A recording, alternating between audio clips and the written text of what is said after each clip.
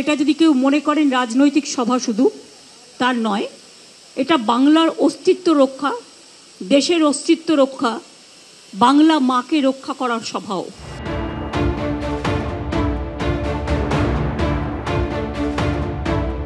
রাত পোহালে 21শে জুলাই তৃণমূলের মেগা সমাবেশ।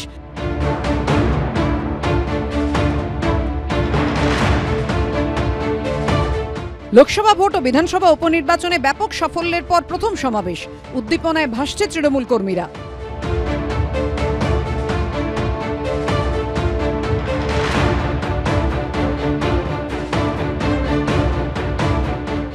ওদের কিন্তু 15 দিন আগে মিটিং করে আমরা রিকোয়েস্ট করেছিলাম যে যেন ট্রেন কোনো রকমভাবে বাতিল করা না হয় বা বন্ধ করা না হয়।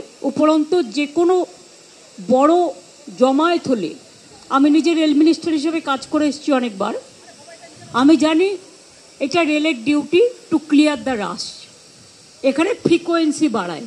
সুতরাং আমি আশা করব রেলেও যারা আসবেন এবং রেল পরিষেবা যেন ঠিক মতো থাকে। এই মুহূর্তে আমরা বেন্টিং স্ট্রিটের সামনে রয়েছি এবং যে ছবি আমরা দেখাচ্ছি, মূল মঞ্চের পেছনে এই ধরনের আয়রন ট্রাস, বক্স ট্রাস লাগানো হয়েছে। এটা কিন্তু এই ধরনের স্ট্রাকচার কিন্তু গত কোনো 21শে জুলাই দেখা যায়নি। এবছর তৃণমূল কংগ্রেসের তরফ থেকে মঞ্চের যে ডিজাইন সেটা কিছুটা চেঞ্জ করা হয়েছে। প্রায় 30 ফুট উচ্চতায় বক্স ট্রাস রয়েছে। এই র্যাম্প দিয়ে মুখ্যমন্ত্রী মমতা বন্দ্যোপাধ্যায় এবং 21শে জুলাইয়ের যারা অতিথিরা আছেন, তৃণমূলের এমপি এমএলএরা যারা আছেন, তারা এই র্যাম্প দিয়ে উপরে উঠবেন। ওঠার পর তারা মূল মঞ্চে যাবেন। রবিবারের মঞ্চে উপস্থিত থাকবেন উত্তরপ্রদেশের সমাজবাদী পার্টির প্রধান নেতা অখিলেশ যাদব। কালকে যদি ওয়েদার ঠিক থাকে অখিলেশ আসবে, অখিলেশকে আমি আমন্ত্রণ জানিয়েছি। এই শহীদ সমাবেশ শুধু শহীদ সমাবেশ হিসাবে পালিত হবে না, বিজয় দিবস হিসাবেও তৃণমূল পালন করবে। এবারের 21শে জুলাইয়ের সমাবেশের যে অন্যতম আকর্ষণ সেটা হচ্ছে অখিলেশ যাদব। কালকে তিনি সরাসরি লখনৌ থেকে এয়ারপোর্টে এসে পৌঁছবেন এবং এয়ারপোর্ট থেকে এই 21শে জুলাইয়ের মঞ্চে আসবেন এবং তিনি ভাষণ দেবেন। 21শে জুলাইয়ের মূল মঞ্চটি 3 ভাগে ভাগ করা। মূল মঞ্চটি দৈর্ঘ্যে 52 ফুট এবং প্রস্থে 24 ফুট, যেখানে বসবেন মমতা বন্দ্যোপাধ্যায়, থাকবেন অভিষেক বন্দ্যোপাধ্যায়, সাংসদ, মন্ত্রী ও অতিথিরা।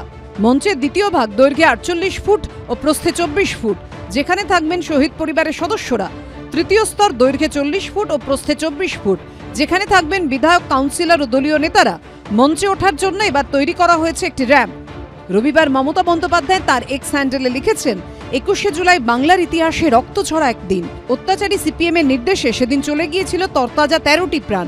আমি হারিয়েছিলাম আমার 13 জন সহযোদ্ধাকে। তাই 21শে জুলাই আমার কাছে, আমাদের কাছে একটা আবেগ। 21শে জুলাইয়ের গল্প যা উনি বলেন, এটা তো একটা ঘটনা, কিছু ঘটাতে হবে যাতে দখলদারি করা যায়, তার জন্য স্পষ্ট ধরা পড়ে যাবে। তো আচ্ছা, 21শে জুলাইকে কেন্দ্র করে কমিশন হলো, কমিশনের রিপোর্ট কোথায়? আজ পর্যন্ত রিপোর্ট প্রকাশিত হলো না। 11-12 বছর হয়ে গেল, 12 বছর এটা কমিশন রিপোর্ট প্রকাশ করলো না, সরকার প্রকাশ করলো না। অথচ সরকার কোটি কোটি টাকা খরচ করে কমিশন করলো। কমিশনে ধরা পড়ে যাবে যে মমতা ব্যানার্জি যা বলেন বাস্তবের সঙ্গে তার কোনো মিল নেই। 21শে জুলাই মূল মিছিলগুলির পথ সুনির্দিষ্ট করে দেওয়া হয়েছে। লালবাজার সূত্রে খবর, হাওড়া স্টেশন থেকে যে মিছিল আসবে তা Howrah bridge, Brabourne road, new CIT road, central avenue, Chandni Chowk, SN Banerjee road হয়ে পৌঁছবে সভাস্থলে। শ্যামবাজার থেকে আসা মিছিল central avenue, Chandni Chowk, SN Banerjee road হয়ে যাবে ধর্মতলায়। দক্ষিণ কলকাতা থেকে আসা মিছিল আশুতোষ মুখার্জি রোড, জওহরলাল নেহেরু রোড হয়ে পৌঁছবে ধর্মতলা সভাস্থলে। শিয়ালদা থেকে আসা মিছিল APC road, Moulali, SN Banerjee road হয়ে যাবে ধর্মতলায়। এছাড়া আমা street, Bidhan Sarani, college street, Brabourne road, stand road সহ বেশ কিছু রাস্তায় যান চলাচল একমুখী করে দেওয়া হবে। ময়ূক ঠাকুর চক্রবর্তী, সুকান্ত মুখোপাধ্যায় ও আশাবুল হোসেনের রিপোর্ট, এবিপি আনন্দ।